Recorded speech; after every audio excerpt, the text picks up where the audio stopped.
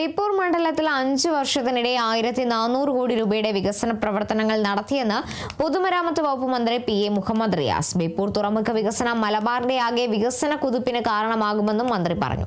Farooq mini civil station ഉദ്ഘാടന ചടങ്ങിൽ സംസാരിക്കുകയായിരുന്നു അദ്ദേഹം. ഈ മിനി സിവിൽ സ്റ്റേഷൻ ഈ നാട്ടിലെ സാധാരണ മനുഷ്യരുടെ ആശ്വാസ കേന്ദ്രമായി മാറണം. കെട്ടിടം മനോഹരമായ കെട്ടിടമാണ്. അതിന്റെ നിർമ്മാണ ഘട്ടത്തിൽ വന്നവർക്കറിയാം, വളരെ മനോഹരമാണ്. എന്നാൽ കെട്ടിടം മനോഹരമായതുകൊണ്ട് മാത്രമായില്ല, കെട്ടിടത്തിനകത്തിരിക്കുന്ന ഉദ്യോഗസ്ഥരുടെ മനസ്സും മനോഹരമായി മാറണം. വരുന്ന ഓരോ മനുഷ്യന്റെയും പ്രശ്നത്തെ സ്വന്തം ജീവിത പ്രശ്നമായി തിരിച്ചറിഞ്ഞുകൊണ്ട് അടിയന്തരമായി അത് പരിഹരിക്കാനുള്ള ഇടപെടൽ നടത്തുക എന്നുള്ളതാണ് അതിൽ ഏറ്റവും പ്രധാനം.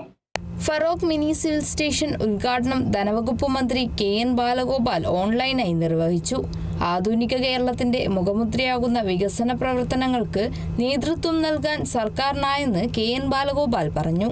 ക്ഷേമ പെൻഷനും സ്ത്രീകളുടെ സ്ത്രീ സുരക്ഷാ പദ്ധതിയും കണക്ട് വർക്കും പോലുള്ള പദ്ധതികൾ, ഇതിനെല്ലാം മതിയായ പണം മാറ്റിവെച്ച് എല്ലാ മേഖലയിലേക്കും ജനങ്ങളുടെ ജീവിതത്തെ ബാധിക്കുന്ന പ്രശ്നങ്ങൾ പരിഹരിക്കാനുള്ള ശ്രമമാണ് ഗവൺമെന്റ് നടപ്പിലാക്കുന്നത്. ആ പ്രവർത്തനങ്ങളിൽ ഏറ്റവും വലിയ പ്രവർത്തനം നടത്തുന്ന കേന്ദ്രങ്ങൾ നമ്മുടെ സിവിൽ സ്റ്റേഷനുകളാണ്, നമ്മുടെ സർക്കാർ ഓഫീസുകളാണ്. ബേപ്പൂർ നിയോജക മണ്ഡലത്തിലെ ഫറൂഖ് ചുങ്കത്താണ് മിനി സിവിൽ സ്റ്റേഷൻ നാടിന് സമർപ്പിച്ചത്.